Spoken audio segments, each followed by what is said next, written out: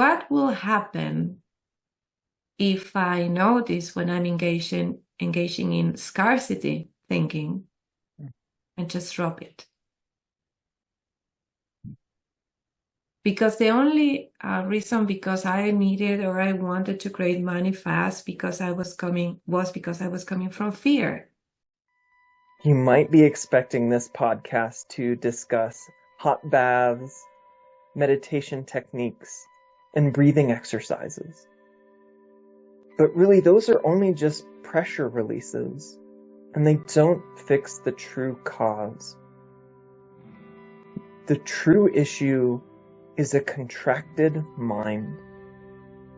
And a contracted mind creates stress, upset, frustration, and impatience. A relaxed mind creates inspiration, connection, fresh ideas, and solutions to intractable problems. We're going to explore how you can relax into presence. This is the Releasing Mental Tension podcast with Rich Life. Today we're going to be talking about abundance and what abundance really means. And I have an exciting guest on the podcast, Azul. She is a transformational coach and mentor. She works with adults, teenagers, and kids. She loves to offer a safe, loving space for others to remember their true nature and start to experience their life with more kindness towards others and themselves. Is there anybody you don't work with, Azul? Well, that's I don't know if I can find anybody I don't work with. Maybe somebody that doesn't really want to work with me. That's the one. Okay, yes. I love the adults, teenagers, and kids. That's pretty much everybody. There's Mhm. not like you don't have to have an age to play for being coached by you. No, and that's kind of interesting because when we start coaching, we're usually told that you have to find your niche, find your niche. Yeah. Women between this and that are happening, blah, blah, blah. I tried, it didn't work out for me. So I decided, let's just be open and see what life brings to me.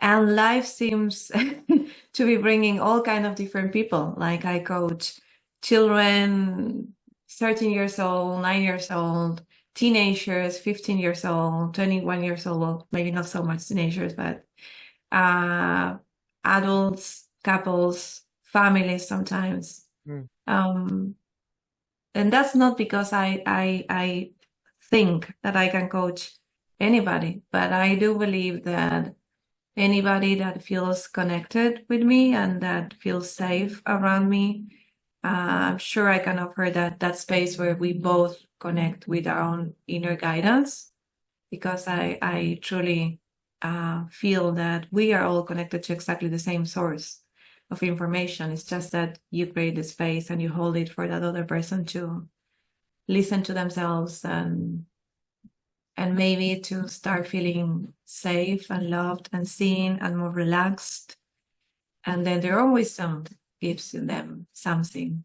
Maybe for them, maybe for both of us, or sometimes something comes through me. And it's always a pleasure to see what happens there. Yeah. And it sounds like you were told at the beginning, and I was told too when I first started coaching, you have to zone in, you have to figure it out, you have to attract people.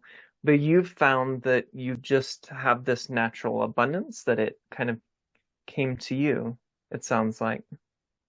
Well, it was a struggle at the beginning Mm. because there is so many advice out there. You have to do this, you have to do that. This is what works, it doesn't work. And at first, as a newbie, you start like trying everything, but something wasn't really coherent for me. Like, how come I can trust my inner guidance for everything except for how to build my coaching business? Was like, doesn't make sense at all. Um, then the next step in my journey was understanding that what was happening was that my insecure thinking was kind of running my business. That's why I was trying so many things that other people said that it should work. And also that my business, I wanted to create it maybe for the wrong reasons. One reason was that to prove that I'm a good coach, or to prove that it was a good idea to follow my passion and leave a safe job, 9 to 5, to keep exploring things that I wanted.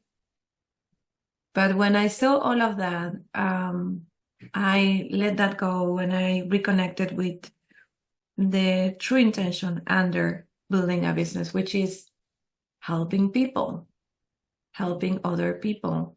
And of course, getting paid while I do that so I can do more. If I have to get another job and then just a few hours help others, it wouldn't make sense.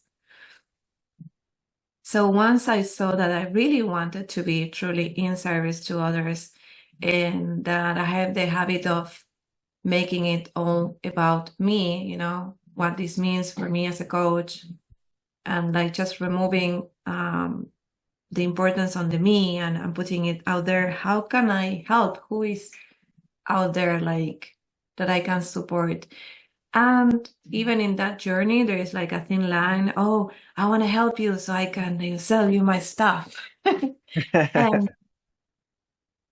being there, done that, no, like it's for me at least, it's like not the way to go.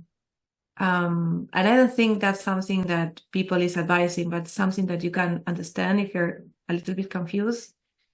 The more I was just open, okay, life, show me like what is needed from me right now. And then an idea will pop out, or I'll get a message from a client saying that some family member might need a conversation. And it's like I remove from me the role of being the one building the business, and I let it to life. Like that life can show me what is needed at every step of the way. And while doing that, recognizing when I was cacked up in insecure thinking, oh my God, it's never going to happen. I have to pay this, I have to pay that. Just like allowing thoughts come and go, you know, and going back to be calm and clear and just see what's needed right now in this very moment, like little baby step. And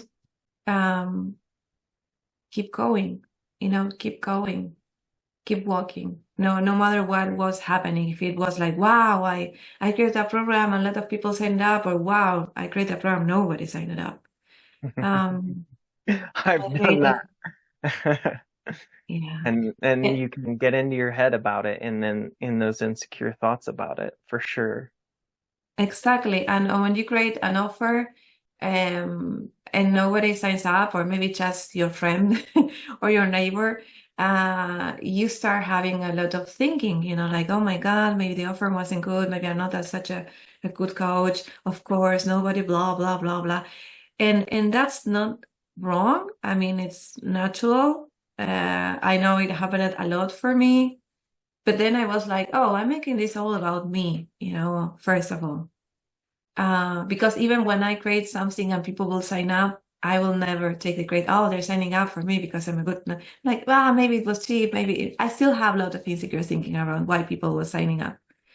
So I decided to stop paying attention to all the thinking about why people is signing up or not signing up, and just do what makes sense, and not taking decisions from that. You know, some colleagues, they create a program, and let's say that only a few people sign up, and then they get so discouraged, you know, they stop offering things.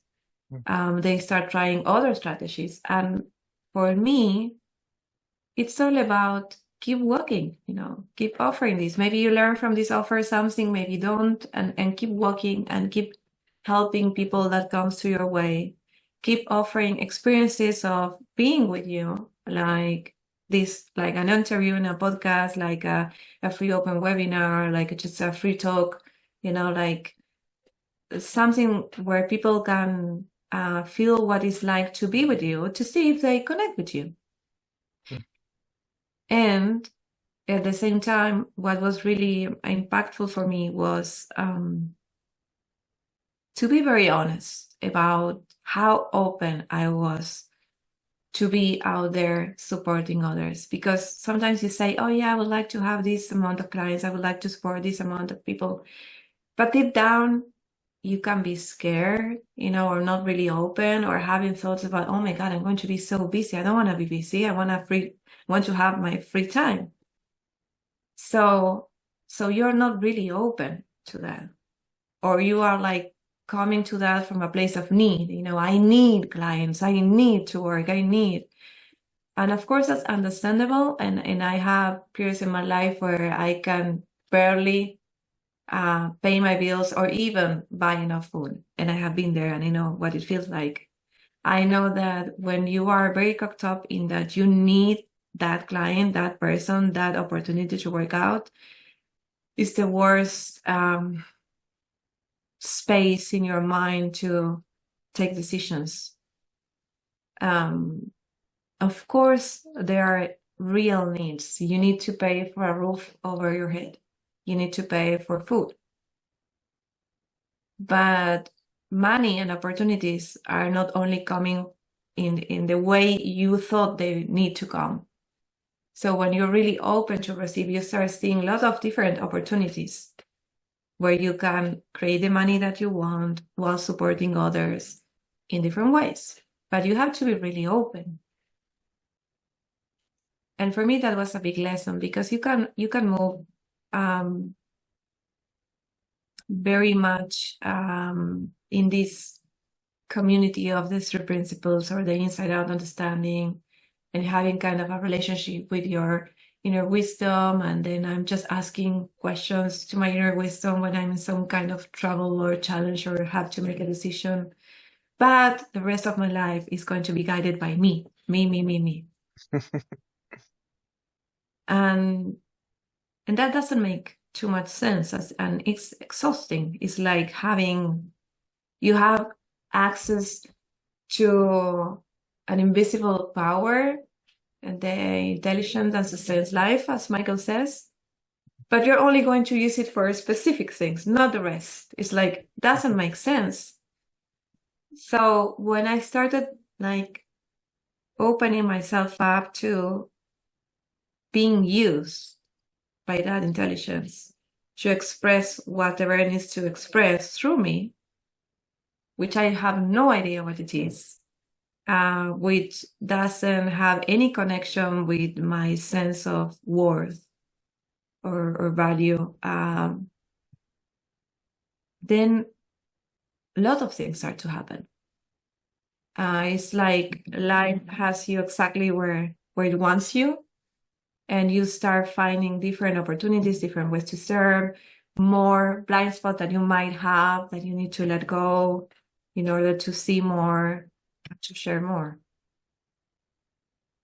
So the question would be, how would your business look like if you stop trying to be the leader of it? If you stop trying to make it happen? If you just do one thing. Notice when you're engaged in your insecure thinking, let it go, drop it in the best possible way that you can. And when you're back in calm and clarity, take the next baby step and repeat and see what happens. That's what I'm seeing that is really, really, really powerful and life-changing in all possible senses, not just your business. And you also said it's important to keep going. If you have a setback, it's okay to get in your head about it. It's okay to gnash your teeth, but then you keep going. You try again, you change tactics. And then there's also, it sounds like, an element of trust in your own wisdom and your own intelligence. I've been listening to Amy Johnson a lot recently, and she's been talking about that there's the mind processes, I think it's something like 500 billion bits of information. Like it processes your heartbeat and your heart rhythm, and it processes your hormones, and it processes the temperature that you're feeling at all times, even if you're hot or cold. But we're only aware of 50 bits of information. 50. Mm-hmm. And the other 5 billion, we don't have a choice of should we trust it or not. The 50, we kind of feel like, oh, I have to lead these 50. But if we kind of let go, if we trust that, hey, the intelligence that has the 50 billion can also take care of the 50, then life flows. That's flow. You're flowing with life and in your business and while you're coaching and while you're trying to figure out this coaching thing and abundance thing.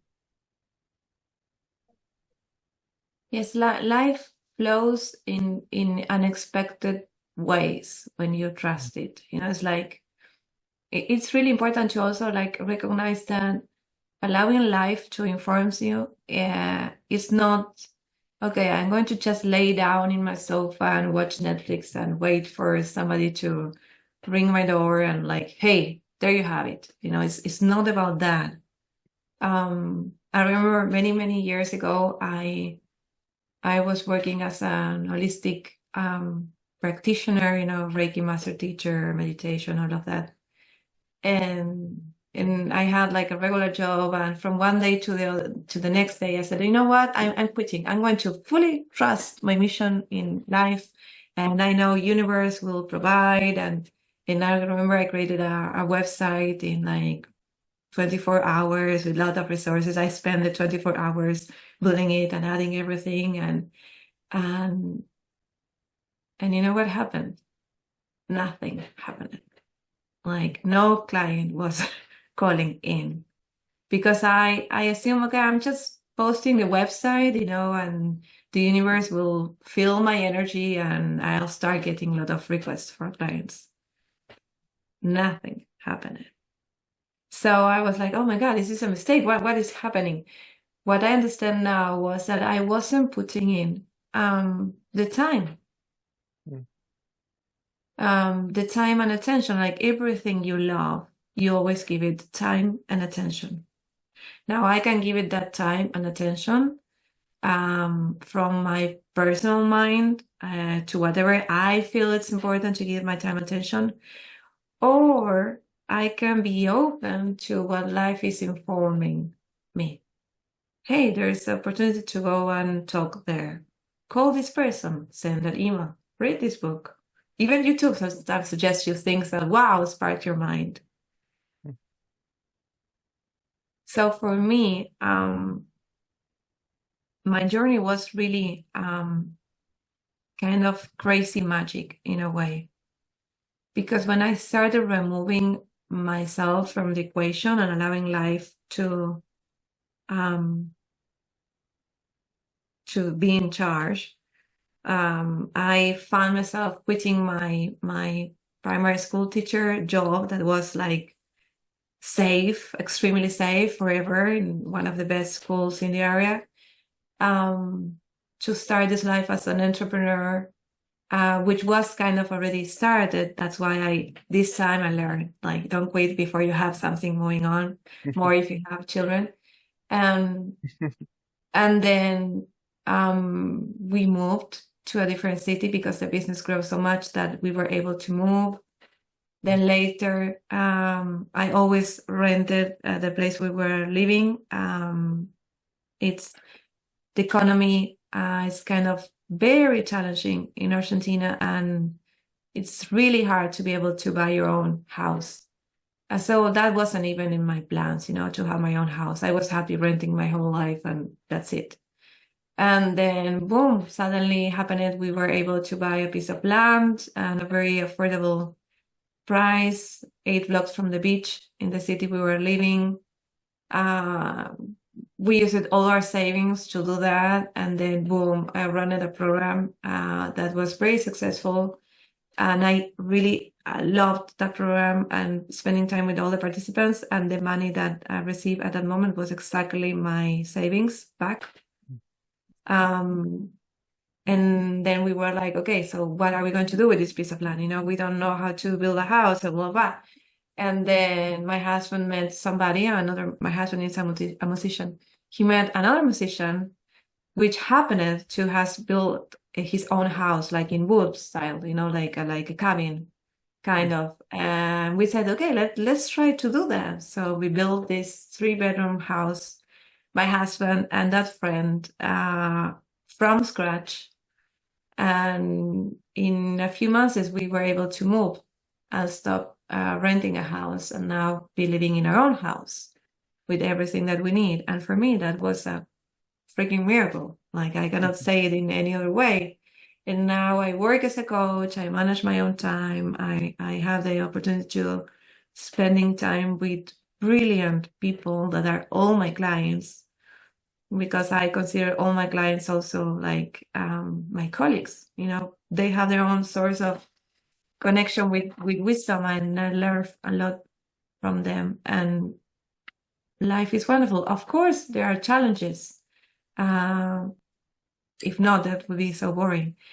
But I recognize that every time I just allow whatever is happening to just be, and stop engaging with all my thinking about this shouldn't be happening, blah, blah, blah, blah. When I recognize that I am not my thoughts, and I allow them to just be whatever they are, and if a feeling shows up, I feel it as a sensation in my body, and I just can keep moving and show up with the best possible feeling that I have for the next day and the next day. Life is so much easier this way, and it's possible. It's possible. It's not like, wow, sudden transformation. Even the program, I'm running a year-long program with Bonnie Jarvis. She's my dearest friend, and she's brilliant, and I adore her. We are very alike and very different at the same time. And we started meeting on Zoom calls just because we wanted to get to know each other. And then one day we just felt, hey, it feels like something is wanting to come through us. I don't know, maybe a program or a short thing, and then a few weeks after that, we found ourselves like writing the full curriculum for a year-long training.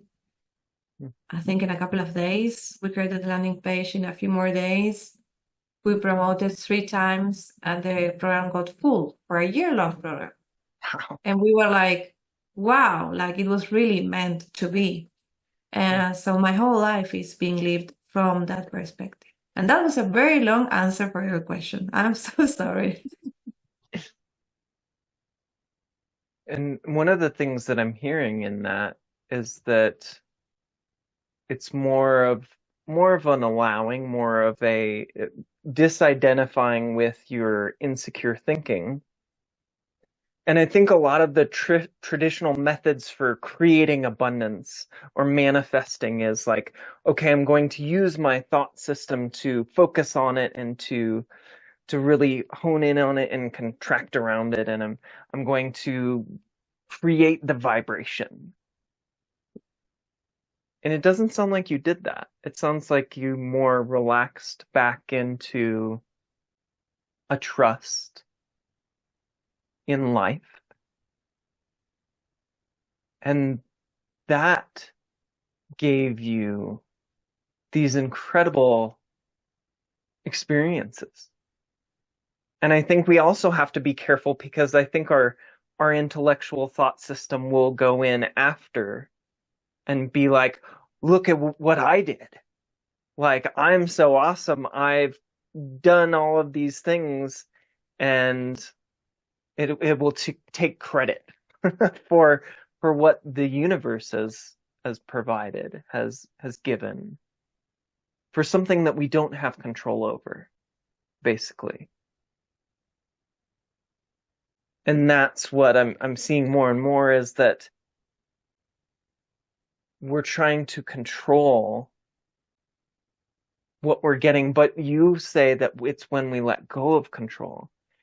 And it's actually something that we don't expect at all. Something new and amazing comes through.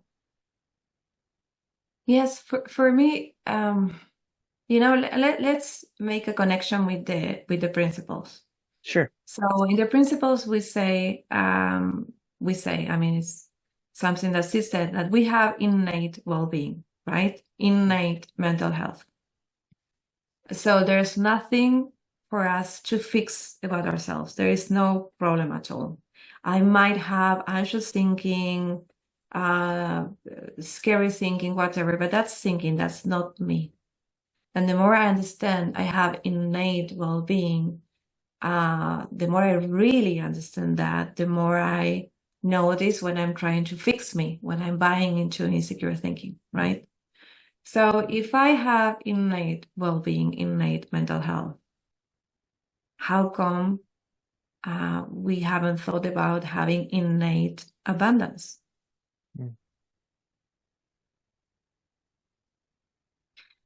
I've tried all kind of games, mental games in the past, like trying to manage my thinking to become abundant thinking, positive things, and making my subconscious believe I'm a millionaire or blah, blah, blah, this and that.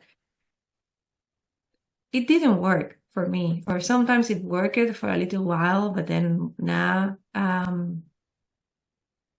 So this time in my life, I was like, what will happen if I notice when I'm engaging in scarcity thinking, and just drop it?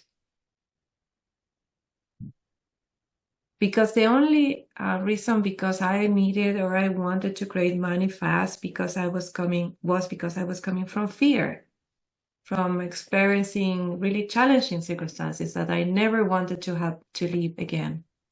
Like having to choose, should I buy rice or noodles? Like, can I buy meat? When you have been there and you hear all these talks about abundance, it's like, yeah, come on. Yeah, sure. That works for you, not for me. But when I started disengaging of my scarcity thinking, fresh new thinking showed up. Oh, you can do this. Oh, this is available. Oh, maybe this is possible. Oh, that.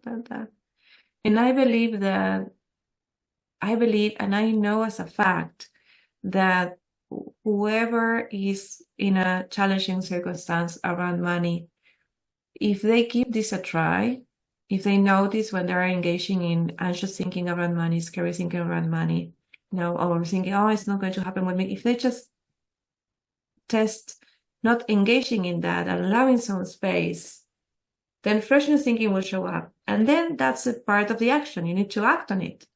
Call this person, do this, walk this. You need to act. That's the part where it's your job to act on these inspired ideas. Now, inspired action is a term that is very much used, in the law of attraction. Yes. And I think there are some things we have in common and some other things no. Like for me, for example, abundance is having what you need when you need it. Just No, that. could you repeat that? Abundance for me is having what you need exactly when you need it. Having the money that you need to pay your bills, having the money that you need to, travel abroad, having the time that you need to spend with your kid or with your loved ones, having loving relationships, healthy relationships, having the energy that you need when you need it, all of that. So if we think about it, if we are really allowing wisdom to inform us, it's impossible not to have that experience. It can take us a while. In some areas, it will be easier. In other areas, it will be more challenging because we might have more thinking. But that infinite intelligence that sustains life wants us to experience how well designed we are. Mental health, innate well-being, innate abundance. we are extremely creative beings. And of course, there can be like challenging circumstances around us. Yes, of course. And each of us, in my mind, we have like a mission. In my mission, I'm in Argentina. I have like a crazy economy time. That's my mission. I have to deal with these challenging circumstances. And other people will have different challenging circumstances. Now, I don't need to move through that circumstances alone, just me and my personal mind, and can move through it connected with that infinite intelligence that is guiding me at each little baby step for everything. So for me, the journey to experience abundance is not to build an abundance mindset or to make the better version of you, or it's just about, let's explore for a few weeks what happens in your life when you stop engaging in scarcity thinking. And let's see what happens. I trust in this so much, not because I really have faith in it, but because I have tested it out. You start slowly with little baby steps and you see, oh my God, it works. And then you keep going, oh my God, it works. Oh, what about this? Yeah, it works. So it can become like a fun game to experience also. I think the other thing that a lot of people experience around abundance is that they're experiencing their own thinking around abundance, and they might have a story about what abundance means. And to some people, maybe it means a ton of money, or, being a movie star, or having a mansion. And if we relax back into that wisdom in the moment of getting what we need in the moment, if we use maybe a little bit more aligned, if we're a little bit more aligned with your definition of abundance, I think that it helps us to see and be grateful for what we already have, and also what comes our way. And we can let go a little bit more of that insecure thinking, because it's just a story that this is abundance or this is abundance. And really see that we have abundance within us at all times. At all times. We just have, like you're pointing to, some thinking that covers it up. Yes, and you're making me reflect about, when we talk about innate well-being or mental health, some people will like listen to that and say, oh, we are supposed to be happy and joyful 24/7. That must be, mental health or innate well-being. And no, not really. Like mental health and innate well-being for me is allowing yourself to experience all kind of feelings, and at the same time being absolutely okay and at peace with it, and spending most of your time in calm and clarity, and knowing that whenever you have a low mood, it will move through you. It's not permanent. You're always going back to well-being, like constantly with no effort. Sometimes it takes longer. Sometimes it takes just the next thought. So we take that and connect it with the definition of abundance. Abundance, I mean, if it would be being a movie star and being a millionaire, then we'll be surrounded by happy, joyful movie stars. And I don't think that's the case. I think we all know millionaires that are very unhappy people, and also know millionaires that are very happy people. And we might know people that is humble and very happy and joyful people, and people that is being very like scared with money and having a lot of challenges and being really like angry people or sad people or depressed people. So it's not around the money that the experience comes from, but if you are allowing yourself to just disengage of the insecure thinking more and more and more, you will find yourself experiencing a flow of money that is kind of effortless in a way that it will come by you doing what you love doing, and also a flow of opportunities, invitations, gifts. And you are also, it's not just for you to receive. My perspective, I've recently read a few books by an author. Her name is Tosha Silver. I think she's absolutely great. And I had the chance of spending time with her in Costa Rica in a retreat. So I was able to learn a little bit more from her. And she has one book, it's called It's Not Your Money. And what the title refers to is that it's not your money. The money belongs to God or the universe or wisdom or whatever. And for me, that was like, wow, that makes sense, because sometimes you offer wonderful things and money is not showing in, it's not coming. Other times you're offering exactly the same, money is coming in, so okay, it's mine when it's in my bank account, but it's more like I'm a channel, money comes in, I pay my bills, so money goes out, more money comes in, more money goes out. So you're a conduit. So being an abundant conduit means that, you receive money, you receive time, you receive love, you give time, you give love, you give money, you give, you help. You start being part of the whole. I mean, you're always part of the whole infinite intelligence, but I'm saying that you're being a non-resistance part of that fabric that allows, for others to experience more and more surrounding you, and all the gifts you start recognizing in your life, they make you really humble. Like you start really seeing, oh my God, there is so much love outside, and I'm so sustained in every circumstances, no matter what the circumstances are.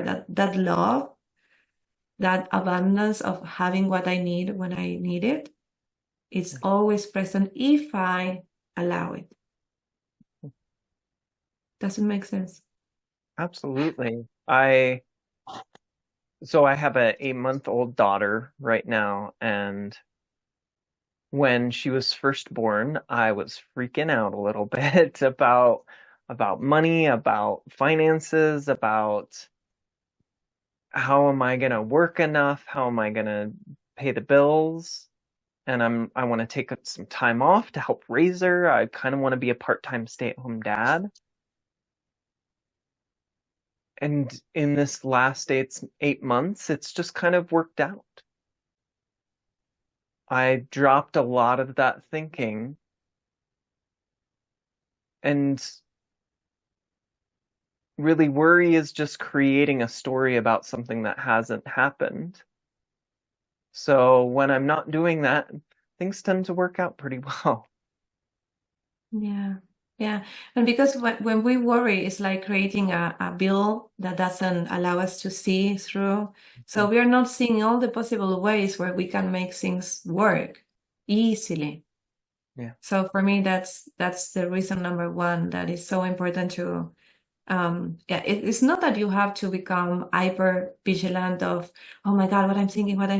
No. You can totally relax. Like whenever you are engaging in some insecure thinking, you will feel it. There is going to be a physical sensation. You don't need to like become the police of your thoughts or nothing like that. You can relax, and the more you disengage of from the insecure thinking, the scarcity thinking, the worry thinking, that habit of thinking will start to organically like vanish, and it will show up less and less and less, and you will trust more and more in this abundance that is surrounding you, because you will start experiencing the way you are right now, like with your whole situation with your baby. Yeah. Yeah, it wasn't anything that I had to do. It's just there. If we're not cutting ourselves off from it without meaning to. We all do it from time to time. I'll still, I'm sure, get into some thinking about, well, what about next month? What about when my family leave? We're using family leave right now. What about when my family leave runs out? And I can do that, but the more that I see that it's just a story, it's just thought, it's just thinking, and that I can let it dissipate because that is the nature of thought. It will drop on its own, sometimes in spite of us. I can live an abundant life Yes, without definitely. And the more. without any circumstances changing too. Exactly. Sometimes with no circumstances changing because actually they didn't need to change in that moment. And other times because now that you are not busy having a conversation with your scarcity thinking, you are just free and available for inspiration to show up and tells you, hey, this is possible. Hey, that could be fun, and you start like taking steps in that direction. So the circumstances don't have to change, but they do sometimes, because circumstances do. All things change. Well, Sometimes the circumstances doesn't change, but they feel different. yes. Yeah. And that's amazing. It's like nothing changes, but everything changing. And other times circumstances change. Yes. And new things show up that you have never imagined it before. Like that was my case, and I know it's the case of several people that I'm guiding. I'm running a program around abundance in Spanish at the moment. And it's so wonderful because it's like 8 weeks and I'm guiding this group of people. There are 15 people now. And it's so enjoyable to see the stories of what little miracles are happening. But the funniest story that we have is that one of the students is a yoga teacher in Buenos Aires. And she had a lot of thinking, it's full of yoga teachers. To get students is so hard, like so competitive out there. And she had a few classes in different places that weren't really filling in. And we started working in her disengaging of all that thinking, like stop ruminating all those ideas. And we were like 3 weeks into the program and something hilarious happened. She just was walking like from her house to a place where she was going to teach with her yoga mat.